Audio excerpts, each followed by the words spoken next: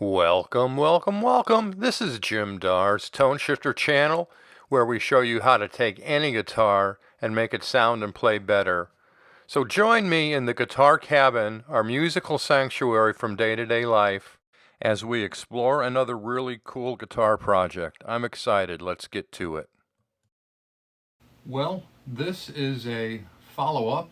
It's going to be a short episode on the cheap, very cheap B-stock, factory buyout, guitar fetish, cheap guitar.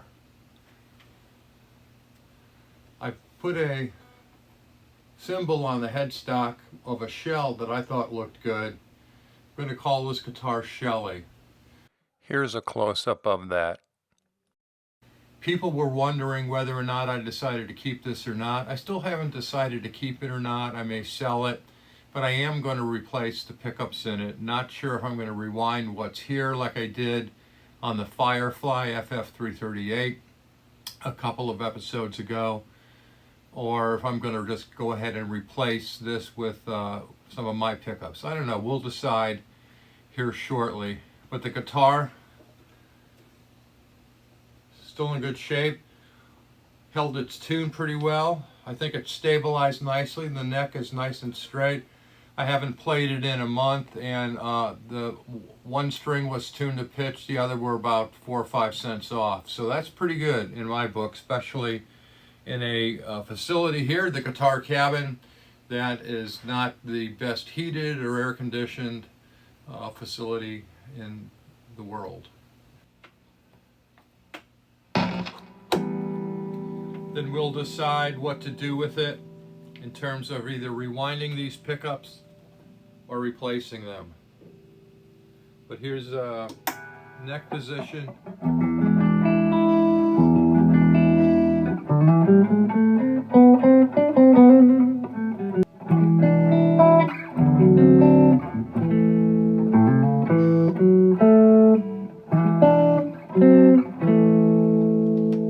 Middle position.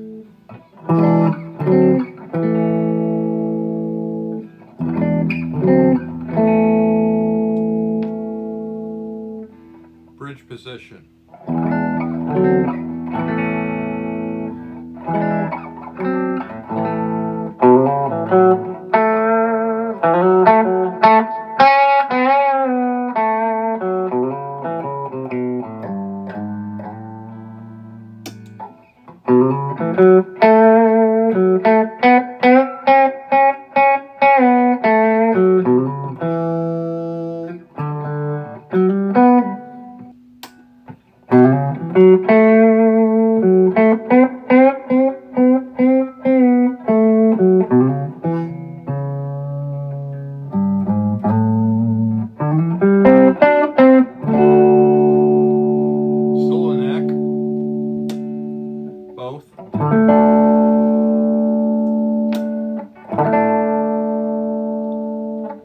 Okay, my assessment of these pickups.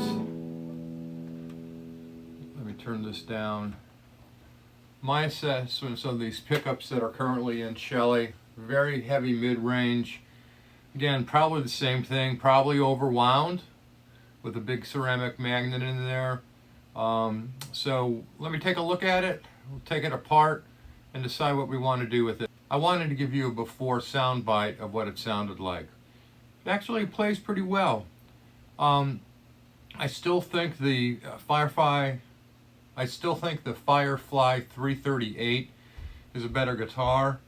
It's also a little more expensive, but when you're talking guitars in this price range, you know, any guitar that's stable, plays decently, sounds decent, is a good guitar for the price range. I wish I had these type of guitars when I was starting. I didn't, and it would have been much easier for me to learn to play. I'm still learning to play. I'm better at setting guitars up, fixing guitars, modifying guitars, doing all things electronic woodworking than I am at playing, but I love playing. And when I was in a band, I enjoyed playing out and loved the interaction between the band and the audience and the feeling that you got when things really went well. There's nothing like it. Here's my high school band, Cotton Mather. That's me on the left playing the 330. On drums is Phil Sharper, Paul Deutschman with the long black hair, Woody Crane, and Chris Carlson. These people were very talented musicians and very talented individuals. We have a screenwriter and novelist, an MIT nuclear physicist. Not sure what Paul ended up doing. We've lost touch with him. Phil became an acclaimed ballet dancer and now he's an educator. And me, well, if you're watching this video, you know I'm into guitars. And then in college, I played electric bass with Bill Fiddle and the Los Capo Band. And I also played upright bass with Easy Peaches. Here's us practicing. Anyway, so let's take a look at this guitar.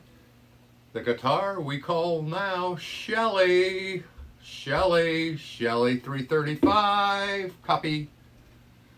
Okay, so what we've got here, I found my pointer, it was in the right spot. What we've got here is a brass base plate. Traditional solder joint here between the brass base plate and the cover, both sides. This looks like conventional pickup, but let's take a look inside and see what we find out. I'm actually going to have to nip the wires because I don't want to pull to break anything. We'll just remember that the blue wire goes to the neck and the red wire goes to the bridge. But we're going to change these up anyway. Well, let's go ahead and do this. Oops, forgot to do one important thing. I always put a little tape over the height since we've already got that adjusted to the way we want. I don't see anything abnormal about these pickups and nothing weird. So let's get them apart and see what they look like. I'm going to cut this fairly short. I'm going to cut this, I might as well cut it fairly short too. So here we go, the two pickups. Still have the plastic on it. I'm going to try to keep that on it if at all possible. And we'll, ooh, that almost went back in there.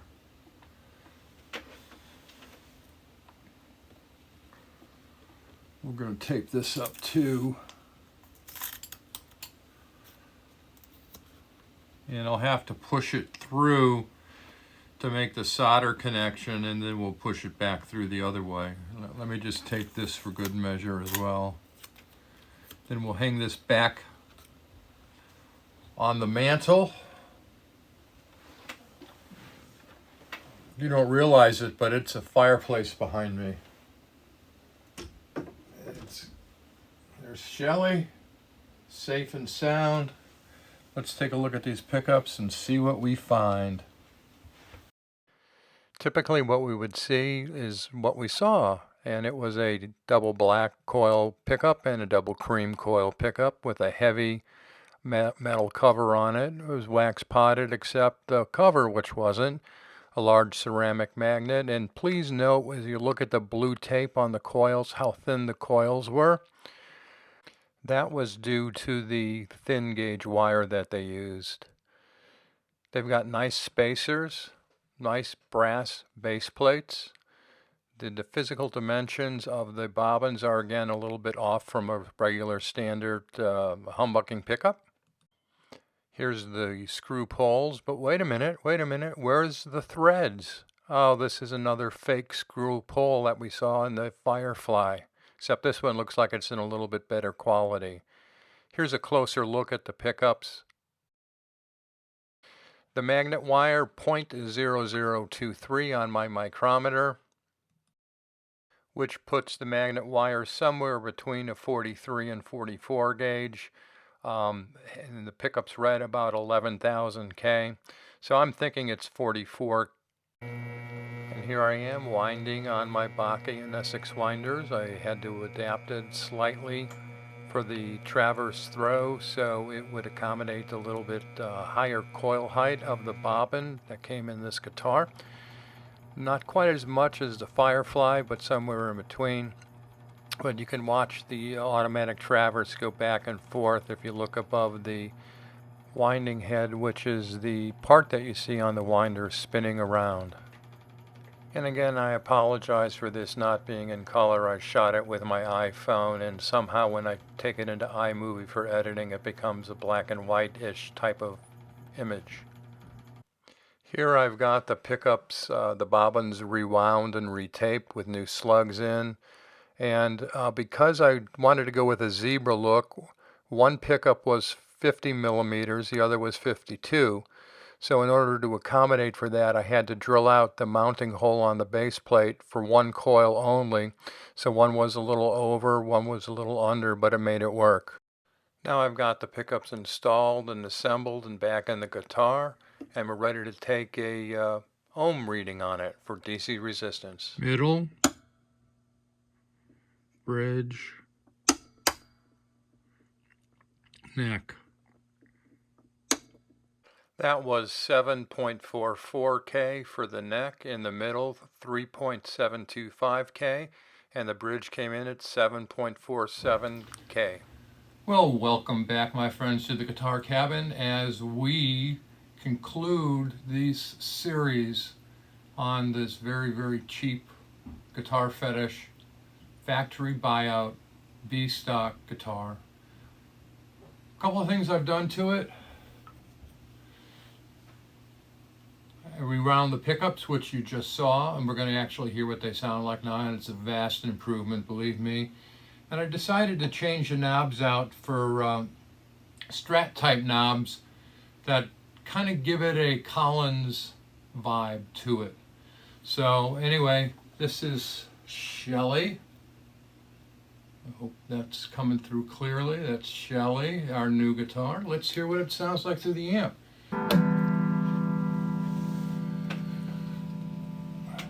Okay, we're plugged into the amp. And I do want to point out that the guitar is essentially got new pickups in it, although I use the existing bobbins, and it's a little different than the standard humbucker sized bobbin. But I think I got a good result out of it. Let's hear it and figure it out for yourself. Okay, I've got the guitar plugged into the original Blues Deluxe, and that'll give us a good idea of what these pickups sound like through a decent amp.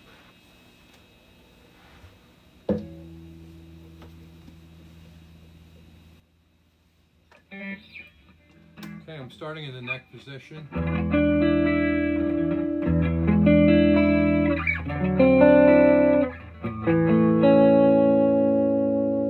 Middle.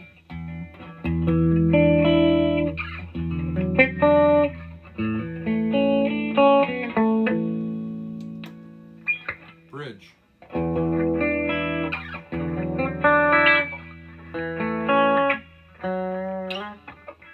Bridge.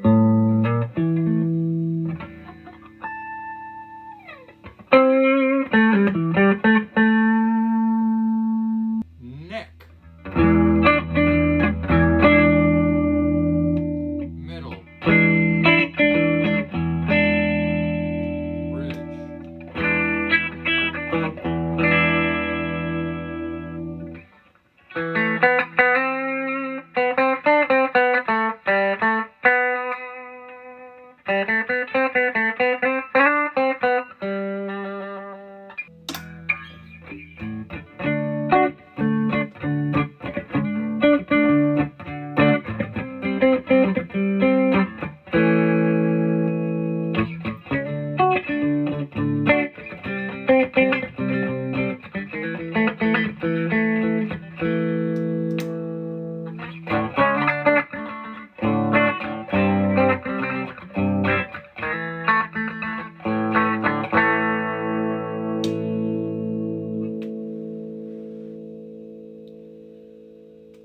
there you have it. I think I'm going to end up putting this guitar up for sale and let somebody else enjoy it. It's a good guitar. I'm not sure what the price point's going to be. I'll have to do some research on the web, but hopefully we got something valuable out of this and got a decent playing, decent looking guitar. Turn the volumes down here. This is the Guitar Fetish factory closeout B-stock Blemished. That actually turned out to be a pretty darn good guitar the way it's set up now. It's aesthetically pleasing. We're calling it Shelly. Shelly's a new name because this is a brass stencil that I put on here in the shape of a shell. So thank you guys for tuning in. I'd appreciate it if you'd like the channel. Ring the bell, subscribe, share, and please comment. So always be kind, be safe, be fair, beware.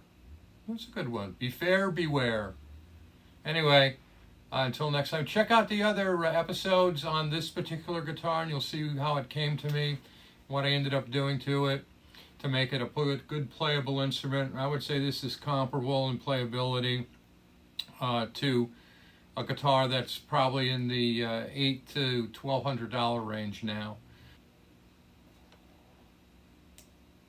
Who's going to call this guitar home? And remember, we make pickups.